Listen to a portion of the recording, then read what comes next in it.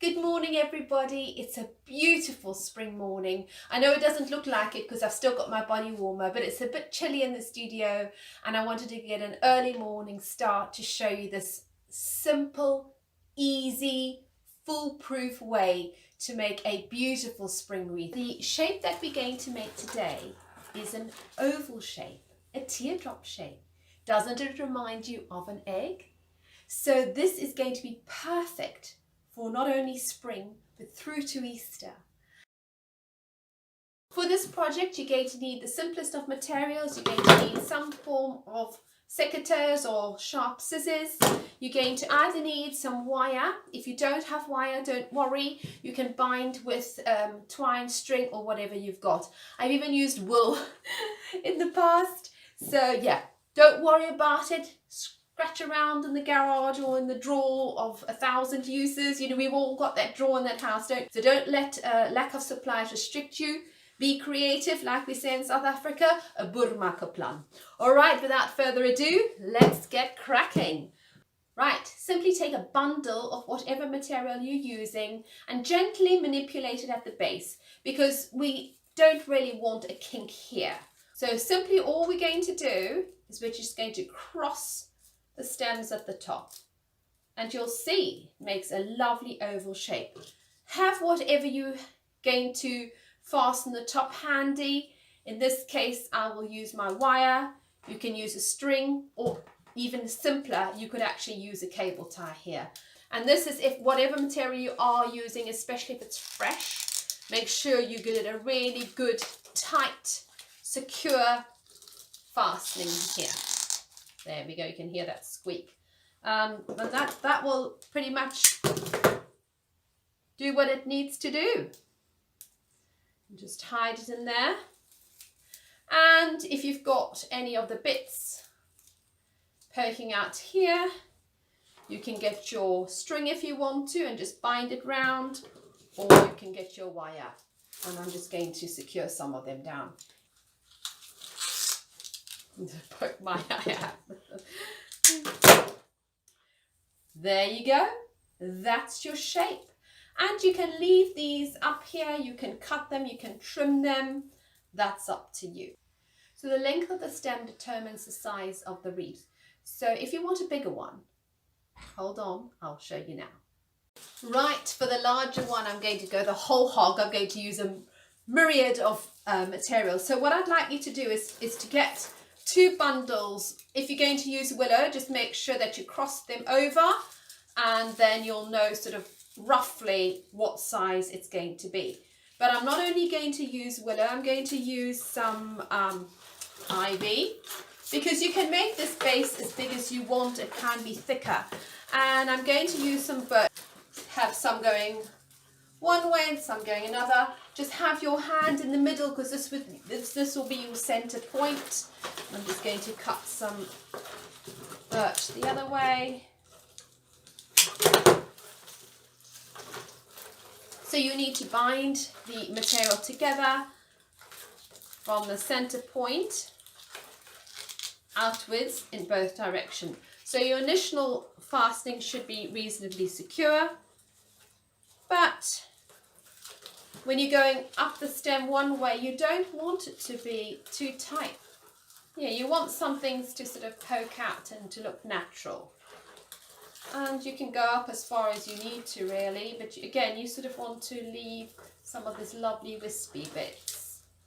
Yeah, I'm happy with that. I'll leave that little bit there. Just cut that off, and I'll do exactly the same in the other direction. You get on with that. So here I have my material. It's fastened together. As I mentioned, much tighter at the initial binding, but looser going up. Manipulate like we did the smaller one, where you're going to have the curve. If your material's a little bit drier than mine, obviously you need to manipulate it more. If it's just freshly cut, you probably don't have to manipulate it as much, just to make sure that you don't kink it. Right, just cross over the tops again and have your wire, cable tie ready, whatever, and just secure it at the top. If you haven't done it as thick initially and you want it to be slightly more wild and thicker, you can just cut off some lengths now and just bind it on top of it. So satisfying, so simple to do. Hope you're going to try this, or if you've got my video tutorial and you're making one of these spring wreaths, I hope you're enjoying it. It's so satisfying, it really is. You get the shape straight away, and it's just a matter of building it up to whatever thickness that you want. Here is the completed wreath base, and I think it looks lovely. The next stage is actually the fun part, as always, the decorating.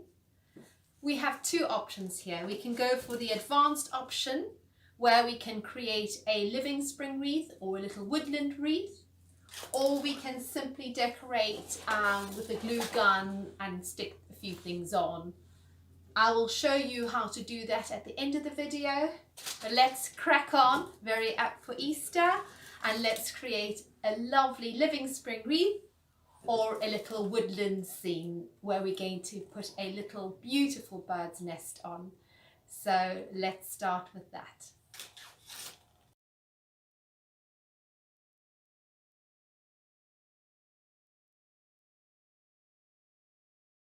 To make the living wreath, we're going to need the following. We're going to need our trusty secateurs as usual.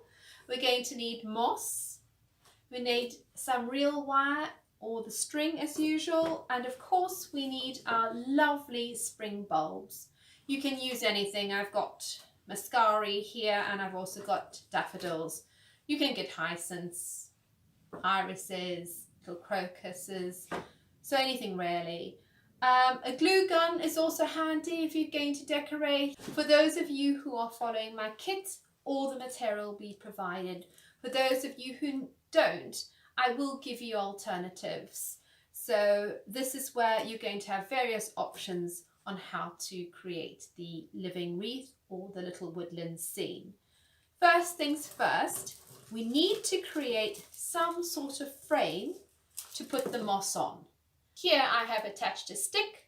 I have just tied it with wire. You can glue gun it on if you want.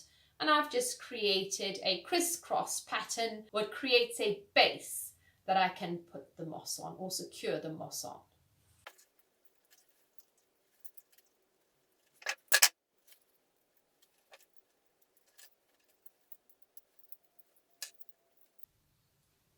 When you start creating a crisscross pattern, I would suggest you don't make it too tight.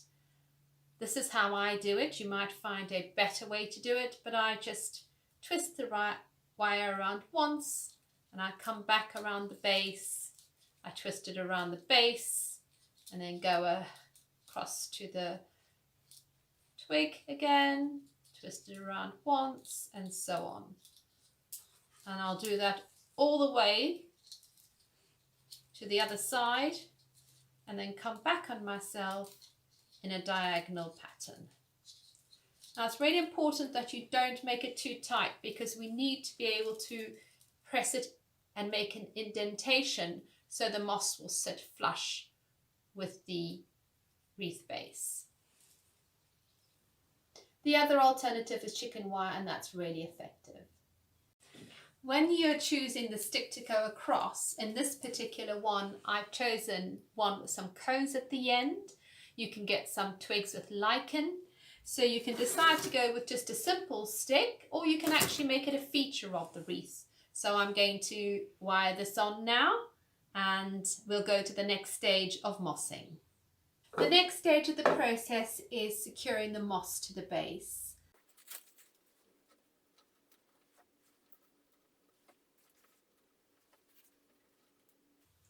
It's quite nice, this one here, the stick across the top and the chicken wire have created a nice little pocket almost, so I've been able to slip most of the moss in behind it, but I think I'm going to have to secure more at the bottom and then I'll use my real wire, but that's been very, very effective.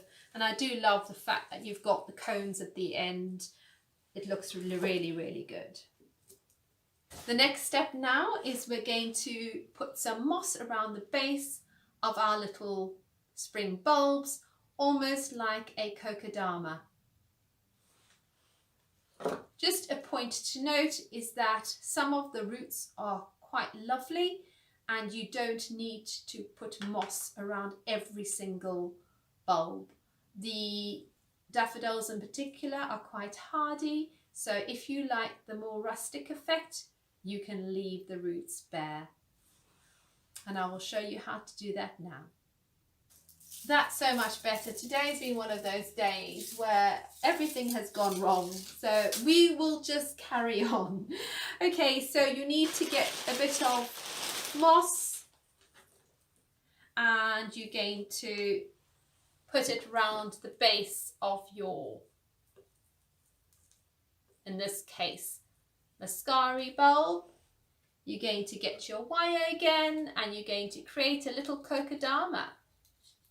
I suppose I should mention, whilst I'm making these little, what we would call kokedamas, because not everybody's familiar with the term, it effectively means moss ball.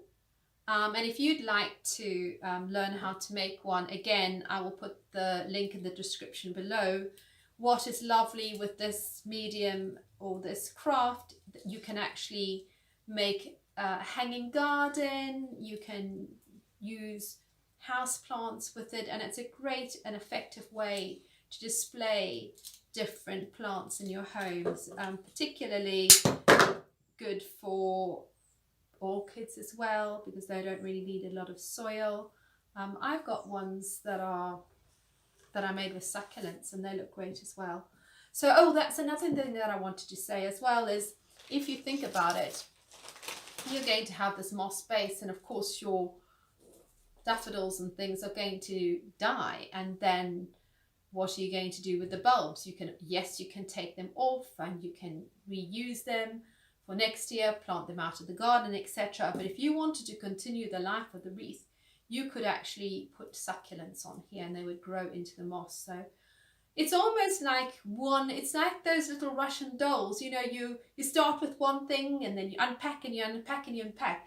And that's why I've actually found it quite difficult with this video, because there's so many things to do. I almost don't know where to go next. I'm trying to break it down so it's simple. For those of you who've got my kits, or those of you who are trying to be inspired, there is just so much you can do. But what I'm hoping I'm doing is I'm sort of giving everybody a creative boost, and so you can make it your own, and just think a little bit more out of the box when you first look at something and you think, okay, I can only do that. But once you start working with it, you've got this option and that option and everything.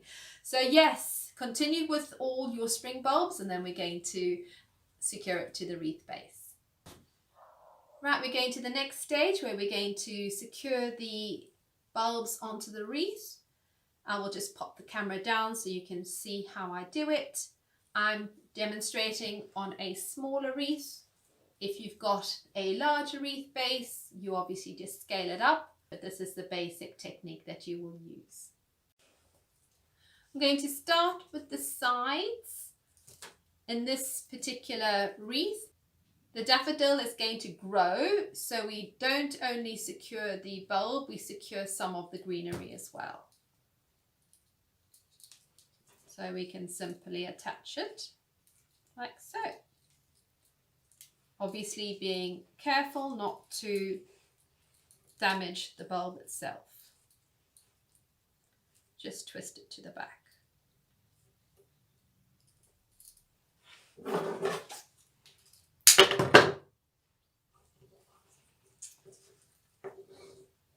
And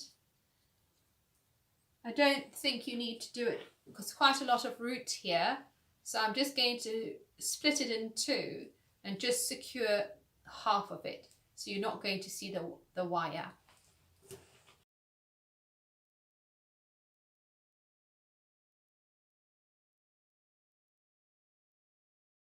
And the little mascari now is just going to wire it in here.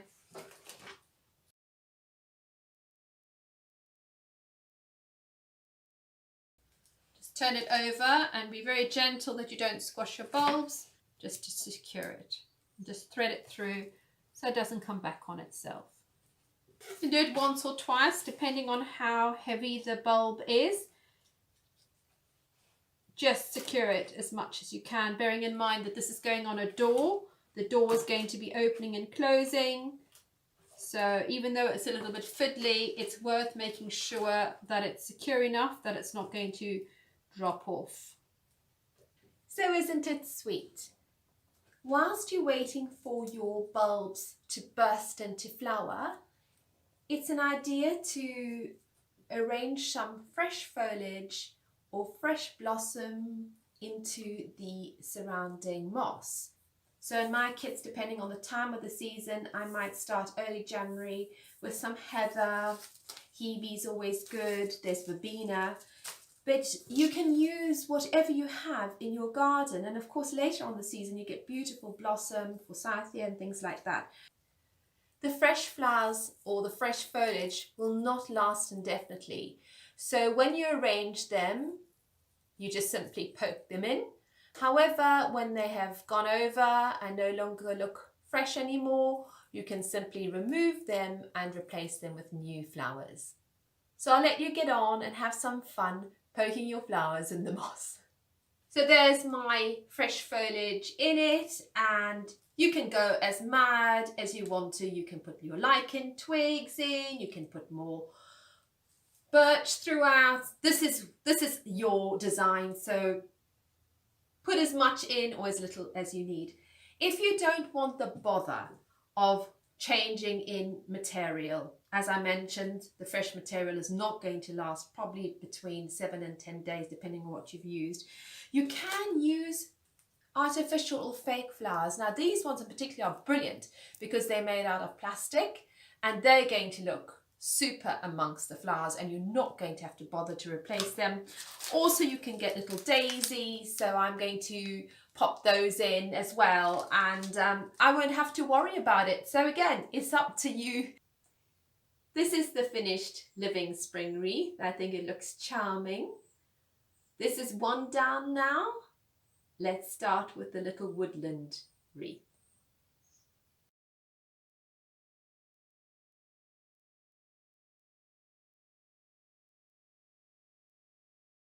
Sidebar here, if you don't want to use dried material and it's just before Easter and you want something pretty for the door, you've got visitors or family coming, just use fresh ivy. It's really simple. You do exactly the same. You pop it in the shape, tie it at the top, you can put a pretty ribbon on, you can put a few little egg decorations on. This one is now 3 to 4 days old, and if you spritz it regularly, it will last for the Easter period. So it's really, really simple and really, really, I think the word is brilliant. Right, we're going to get on with our Easter wreath with our little woodland scene. Now you can decorate it exactly how you want. In this particular wreath I use faux daffodils, but you can use any faux flowers that you want.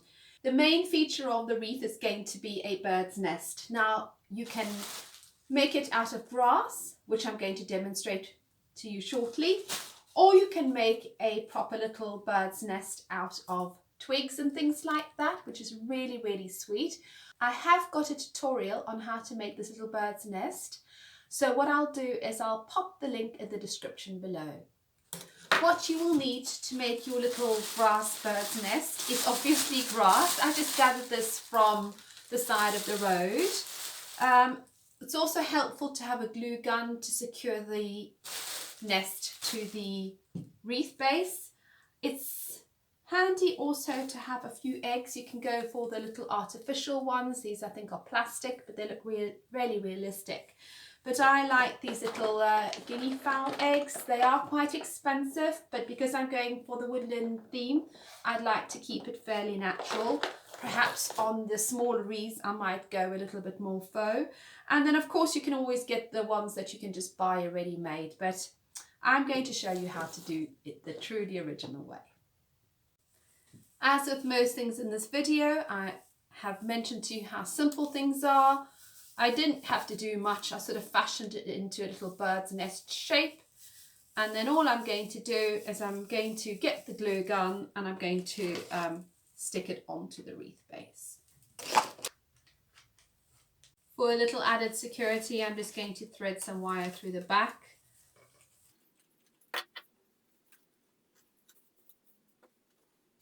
Whilst my glue gun is hot, I'm going to take the opportunity to glue some eggs into the nest.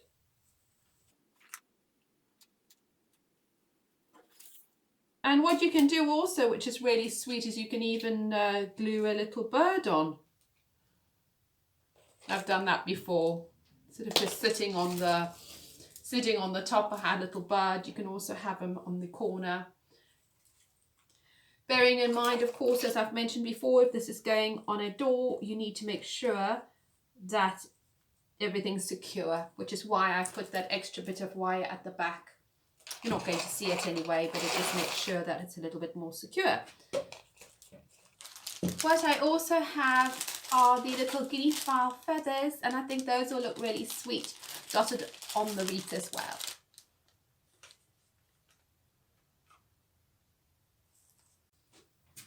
Right, there it is, really, really sweet. I'm going to do the really lovely part now, where I'm going to be popping the faux flowers on the wreath. They're lovely, lovely daffodils.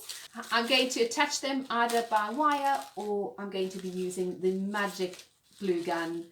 So enjoy and have fun, and I'll pop the completed wreath at the end, and I'll also pop a few photos of the other smaller wreaths that I made.